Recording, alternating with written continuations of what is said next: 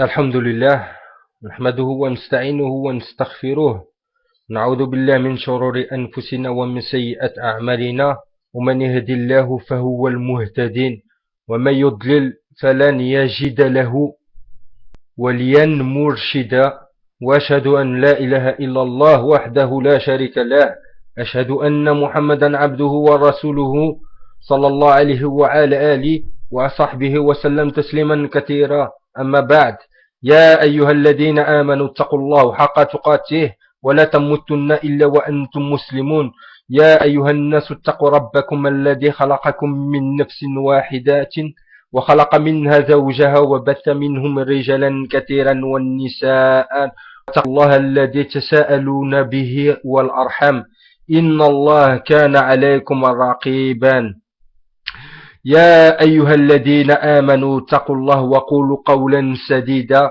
ويصلح لكم أعمالكم ويغفر لكم ذنوبكم ومن يطع الله ورسوله فقد فاز فوزا عظيما أما بعد السلام عليكم ورحمة الله وبركاته mes frères et sœurs. Inch'Allah, b'idnillah azza wa jal, je voulais vous faire un petit rappel mes frères et sœurs en islam sur le temps et plus précisément sur la perte de temps Inch'Allah. Car sachez mes frères et sœurs qu'il n'y a rien de pire que la perte de temps. Allah Azza wa Jal, il nous a donné un cadeau en nous donnant le temps. Mes frères et sœurs en Allah, Imam Nawawi dit à ce propos, Allah Azza wa Jal a donné à l'homme deux choses que l'homme ne sait pas en tirer profit. Le temps et la santé. Car dans un premier temps, l'homme gaspille sa santé à faire de l'argent et acquérir des richesses. Dans une deuxième partie de sa vie, il gaspille cet argent pour retrouver la santé. Ya'yadu billah. Qu'Allah nous pardonne. Et sachez que Ibn Qayyim a dit, rahimahullah, a dit, la perte de temps est encore pire que la mort. Car quand la mort s'approche de toi, quand la mort t'emporte, elle t'emporte de ta famille et de la dunya. Mais quand la perte de temps vient à toi, alors elle te sépare de ton Seigneur. Ya'yadu billah. Qu'Allah nous préserve et qu'Allah nous pardonne. Mes frères et sœurs, sachez une chose. Allah Azza wa Jal nous a accordé un délai, mais nous ne savons pas quand viendra le terme de ce délai. Et nous ne savons pas jusqu'à quand on peut vivre. Et nous ne pouvons pas nous dire, je referai ça demain, je vais faire ou je vais faire. Sachez que dans le livre Talbis Iblis, les ruses de Satan, par Ibn al-Zawjiyya rahimahullah, il dit dans un passage, méfiez-vous des plus tard, c'est la plus grande arme du diable. Et sachez que l'imam al-Shafi'i a dit, les musulmans sont unanimes pour dire que s'il nous parvient une sunna du messager d'Allah sallallahu alayhi wa sallam, il est interdit de la délaisser pour prendre la parole d'un autre quelconque. Et l'imam al-Islam ibn Taymiyyah rahimahullah a dit sur les causes de la perte du temps et de l'égarement. L'égarement de celui qui s'est égaré a comme origine le fait que cette personne a fait prévaloir son propre raisonnement sur le texte révélé par Allah Azza wa Jal et le fait d'avoir choisi de suivre les passions au lieu de ce que Allah Azza wa Jal lui a ordonné. Ya'yadu billah, qu'Allah nous préserve. Mes frères et sœurs, sachez une chose. Sachez que la perte de temps nous tue notre cœur et notre foi. La perte du temps. Et le plus pire de tout ça, c'est qu'elle nous éloigne de notre Seigneur. Ya'yadu billah, qu'Allah nous préserve. Oh mon frère, oh ma sœur, toi qui écoutes cette vidéo, je demande et j'implore Allah Azza wa Jal qui raffermisse ton cœur sur sa religion. Et je demande à Allah Azza wa Jal qui te fasse miséricorde et qui te fasse aimer sa parole comme tu n'as jamais aimé ton père et ta mère. Sachez que le temps, c'est un bijou, et on n'arrive pas à lui donner de l'importance.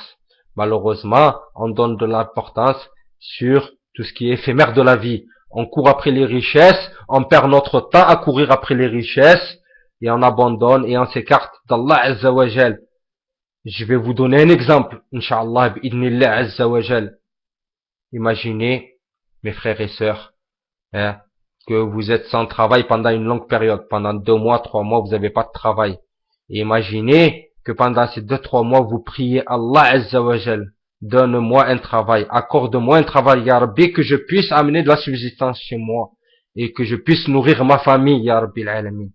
Et malheureusement, cette personne, elle fait des du'as à Allah Azza wa Jal, et je ne dis pas que c'est une généralité, mais c'est que un exemple. Et je dis pas les gens ils sont tous comme ça, ou je dis pas les gens ils sont comme ça, mais je donne juste un exemple.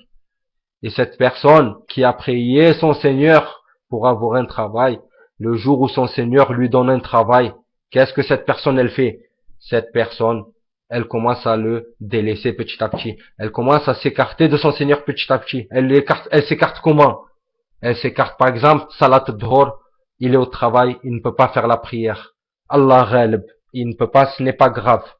Ce n'est pas grave. Mais bon, faut savoir que, voilà, ce travail-là, dans un premier temps, il n'a pas été bénéfique. Pourquoi? Parce que ça te fait rater tes prières à l'heure. Tu ne peux pas, Allah ghalib, d'accord? Mais tu peux choisir ton boulot quand même. Tu peux choisir où tu vas poster ton CV, par exemple. Naam. Par exemple, le vendredi après-midi. Combien de frères et de sœurs travaillent le vendredi, ne peuvent pas se rendre à la mosquée le vendredi? Pour quel prétexte? Parce qu'ils travaillent. Mais en sachant que si tu aurais choisi ton travail et tu aurais eu un travail qui est en adéquation avec ta religion, penses-tu que tu vas rater le vendredi? Allahu alam. Mais pour moi, je pense pas. Allahu alam. Seul Allah est savant. Je ne prétends pas connaître l'invisible ou l'inconnaissable. Donc, Allahu alam. Des frères qui, dès qu'ils sortent du travail, qu'ils ont la possibilité d'aller au jama', mais préfèrent aller voir leurs amis, parce qu'ils ont des choses à faire avec leurs amis. Hein. Peut-être qu'ils attendent un service de ces amis-là, mais t'as déjà demandé un service à Allah Azza wa Jal. T'as demandé à Allah qui te donne du rizq. Et Allah Azza wa Jal, il t'a attribué un rizq, il t'a donné un rizq. Mais comment tu vas être reconnaissant? Tu vas être reconnaissant en t'écartant de lui, en faisant tes prières avec du retard à chaque fois, et même les prières de l'Isha, par exemple, du soir, même ça l'a pas fait à l'heure. Pourquoi? Parce que, sous prétexte qu'il a passé toute la journée au travail et qu'il a une chose importante à faire. Ouais, tu vois. Mais n'oublie pas, mon frère, ma soeur, Allah Azza wa Jal, il te voit aussi. Tu retardes ta prière, Allah Azza wa Jal, il te voit. Et t'inquiète pas. Hein, tes anges ils notent aussi, que ce soit le bien ou le mal, les deux ils notent. Donc mon frère et ma sœur, Inch'Allah, b'idnillah azza wa jal, nous allons voir Inch'Allah la cause de ce temps et on va voir la cause de la perdition dans le temps, Inch'Allah. Et voilà, nous allons voir déjà dans un premier temps le tafsir de Ibn Kathir rahimahullah, et aussi je voulais faire un petit passage sur Talbis Iblis, les ruses de Satan, par Ibn Zawjiyya rahimahullah, et ensuite je voulais lire juste un petit résumé Inch'Allah, juste un petit paragraphe de 7-8 lignes de l'imam As-Suyuti rahimahullah dans son livre Les secrets de la disposition des sourates du Coran. En tout cas, Inch'Allah, qu'Allah nous augmente en foi et qu'Allah nous facilite la compréhension. Amin ya Rabbil Alamin. Ikhwan wal akhawat, d'après le Sahih Tafsir d'Ibn Kathir rahimahullah, ils disent à propos de la sourate Al-Asr, sourate 103, au nom d'Allah, le tout miséricordieux et le très miséricordieux, par le temps, l'homme est certes en perdition, sauf ceux qui croient et accomplissent les bonnes œuvres, s'enjoignent mutuellement la vérité et s'enjoignent mutuellement l'endurance. Le mot Al-Asr désigne le temps au cours duquel se produisent les actes des humains, qu'ils consistent dans le bien ou dans le mal. Allah Azza wa Jal jure en usant de cette formule pour dire que l'être humain est voué à la perdition et l'anéantissement, exception faite de ceux qui croient et accomplissent de bonnes œuvres. Autrement dit, seuls les fidèles au cœur imprégné de foi et au corps appliqué à accomplir de bonnes actions et qui s'enjoignent mutuellement à la vérité, ceci englobant l'observance scrupuleuse des prescriptions et des interdits, et s'enjoignent mutuellement l'endurance, c'est-à-dire s'enjoignent la patience et la ténacité face au malheur, aux vicissitudes de l'existence et aux arrêts du destin face aux forfaits et aux offenses des autres, notamment ceux commis par les égarés à qui les fidèles cherchent à ordonner le convenable et à interdire le répréhensif. Et c'est la fin de l'exégèse de la sourate Al-Asr. Et aussi, l'imam Suyuti, dans un de ses livres, dans son livre Les secrets de la disposition des sourates du Coran, nous dit, en fait, il parle de 3 sourates. Les 3 sourates sont regroupées dans un seul grand commentaire. Et dans ces 3 sourates, il a mis ensemble la sourate 102, 103 et 104. On va, Inch'Allah, dans cette petite lecture de ce paragraphe, on va comprendre pourquoi il a mis les 4. Inch'Allah. Je dis, c'est pas moi qui dis, c'est lui-même, rahimahullah, je dis, cette sourate est placée en tant que résultat de la fin de la sourate précédente, lorsque Allah Azza wa Jal a dit, sa destination sera un abîme profond. Et c'est dans la sourate 101, encore une avant, verset 9. C'est comme si on demandait, pourquoi sera-t-il plongé dans un abîme? On répondra, parce que la course aux richesses vous distrait. Et c'est sourate 102, verset 1. C'est-à-dire que Allah Azza wa Jal, dans la sourate 101, dans le verset 9, Allah Azza wa Jal nous dit que la destination de celui qui sera égaré sera les abîmes profonds. Et dans la sourate 102, Allah Azza wa Jal nous explique pourquoi il sera précipité dans un abîme profond. Et Allah Azza wa Jal nous dit que la course aux richesses vous distrait. Et c'est le verset 1 de la sourate 102.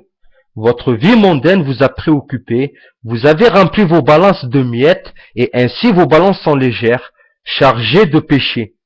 Voilà pourquoi Allah Azza wa Jal a fait suivre cette sourate par la sourate Al-Asr en nous expliquant que chaque homme est en perdition et en nous indiquant que le commerce mondain est une perte à la différence du commerce de l'au-delà. Ensuite, la sourate Les calomniateurs suit ces 2 sourates. Elle menace quiconque amasserait de l'argent et des biens pour les compter en pensant que cette fortune l'immortalisera. Observe, médite cette homogénéité entre ces 4 sourates et leur bonne cohérence. C'est quoi qui nous mène à la perdition? C'est le temps. Avec le temps, les gens ils oublient. L'insan vient du mot nisyan, celui qui oublie. Donc, Allah Azza wa Jal nous appelle celui qui oublie, car l'homme il est faible. L'homme il oublie. Si je vous dis, Inch'Allah, qu'est-ce que tu as fait hier? Inch'Allah, vous pouvez répondre. Quand je vous dis, qu'est-ce que vous avez fait il y a 6 mois? Subhanallah, tu te rappelles plus. Peut-être il y a 2 mois, tu te rappelles plus ce que tu as fait. Ou peut-être le mois dernier, tu te rappelles plus ce que tu as fait. En tout cas, sachez que Allah Azza wa Jal, si dans le Coran al-Karim, il nous fait da'wa comme ça et il jure par le temps, eh ben, ça veut dire qu'il faut se concentrer sur ce message-là. Il faut se concentrer sur cette surah-là. D'après l'imam Ibn Qayyim, rahimahullah, qui dit dans un commentaire, la perte de temps est certes encore plus grave que la mort. Car quand la mort se présente à toi, elle te fera quitter ce monde et elle te fera quitter ta famille. La perte de temps t'éloigne de ton Seigneur. Qu'est-ce qu'il y a de pire que s'éloigner de son Seigneur? Inch'Allah, mes frères et sœurs, l'ikhwan wal akhawat, si je voulais faire ce petit rappel, c'est pour vous dire que Allah Azza wa Jalla nous a donné 2 choses. Il nous a donné 2 choses. Il nous a donné le temps et la santé. Et nous ne savons pas gérer notre temps et nous ne savons pas prendre soin de notre santé. Subhanallah. Regardez mes frères et sœurs. On court après le dunya. On court après les richesses. On court après tout. Et subhanallah. On court après tout. Mais si seulement on pouvait courir dans la voie de notre Seigneur comme on courait après les richesses et après ce monde. Et ayadou billah. Mes frères et sœurs. Les kuffars disent que le temps c'est de l'argent. Mais sachez une chose mes frères et sœurs. Nous les musulmans on dit que le temps c'est un grand trésor. C'est un trésor et une bénédiction d'Allah Azza wa Jal. C'est encore mieux que de l'argent. Et même si tu m'as amené tous les trésors du monde, ça égalerait pas le temps que Allah Azza wa Jal nous a donné pour l'adorer. Et sachez une chose, mes frères et sœurs. Toi, mon frère ou ma sœur, qui est loin de la religion, et qui commence à embrasser la religion et qui commence à t'approcher de ton Seigneur, sache déjà, je te dis marhaba, et je te dis qu'Allah te guide et qu'Allah te fasse montrer la vérité par la vérité. Ya Rabbil Alamin. Et toi, mon frère ou ma sœur, qui, alhamdulillah, t'es bien imprégné avec din Allah. Toi, mon frère et ma sœur, qui a le cœur rempli d'amour pour Allah. Toi, mon frère et ma sœur, qui, alhamdulillah, obéit à Allah et ne transgresse pas. Je te dis, alhamdulillah, et félicitations à toi. Mais sache une chose, mon frère et ma sœur. Sache que le prophète, sallallahu alayhi wa sallam, avait une invocation. Le prophète sallallahu alayhi wa sallam avait une invocation. Il s'adressait à Allah en disant: ô toi tourneur de cœur, raffermis mon cœur sur ta religion. Sachez, mon frère et ma sœur, que une fois qu'on est guidé, une fois qu'on embrasse réellement et avec sincérité la religion d'Allah Azza wa Jal, sachez une chose, c'est qu'on n'a pas le droit de se louper. On n'a pas le droit de laisser passer notre chance. Allah Azza wa Jal, c'est le Ghafour, c'est lui le pardonneur, c'est lui qui nous pardonne à tous, mais il ne nous pardonnera pas une fois que les signes évidents sont sur nous et que la science est dans notre tête et qu'on s'éloigne de cette voie. Ya'yadu billah, qu'Allah nous préserve et qu'Allah nous raffermisse notre cœur sur sa religion. Amin ya Rabbil Alamin. Et sachez que si le prophète sallallahu alayhi wa sallam, lui qui est un homme bon, lui qui est un homme pieux, lui qui est l'homme qui ne parle pas avec ses passions, mais qui parle à travers la révélation et avec les révélations faites, ben sachez, mes frères et sœurs, que lui aussi avait besoin de le dire, lui aussi avait besoin de faire cette invocation. Alors que dire de nous? Que dirons-nous, nous, qu'on vit dans une société où on est entouré de gens pervers? Que dirons-nous, nous, qu'on est dans un milieu qui n'est pas stable pour notre religion? Que dirons-nous? Hein? Que disons-nous? Nous sommes infaillibles? Non, personne n'est à l'abri. Personne n'est à l'abri de sortir de cette guidée. Et sachez que la chose qui peut nous écarter de notre Seigneur, c'est les péchés et la perte de temps. Car les péchés ont une conséquence néfaste sur le cœur. Les péchés noircissent le cœur. Le cœur ne peut supporter, ne peut avoir la foi s'il est noirci par les péchés. Et ya'yadu billah, qu'Allah nous préserve des péchés, qu'Allah préserve notre cœur de cette noirceur, qu'Allah préserve notre cœur de la maladie, et qu'Allah nous raffermisse, et raffermisse notre cœur sur sa religion. Amin ya Rabbil Alamin. Mes frères et sœurs, j'espère Inch'Allah ya Rabbi, que cette petite vidéo fera réfléchir Inch'Allah, et ce petit rappel, il est fisabilillah, et je demande à Allah Azza wa Jal qui nous guide. Ya Rabbal Alamin, guide-nous sur ton chemin, montre-nous la vérité avec la vérité et écarte-nous du faux. Ya Rabbil Alamin, protège-nous contre tout ce qui est faux, contre les innovations. Ya Rabbi, protège-nous de Jahannama. Ya Rabbi, protège-nous de notre nafs. Ya Rabbil Alamin, protège-nous du Masih Dajjal. Ya Rabbil Alamin, protège-nous du châtiment de la tombe. En tout cas, mes frères et sœurs, je vous dis assalamu alaikum wa rahmatullah wa barakatuhu.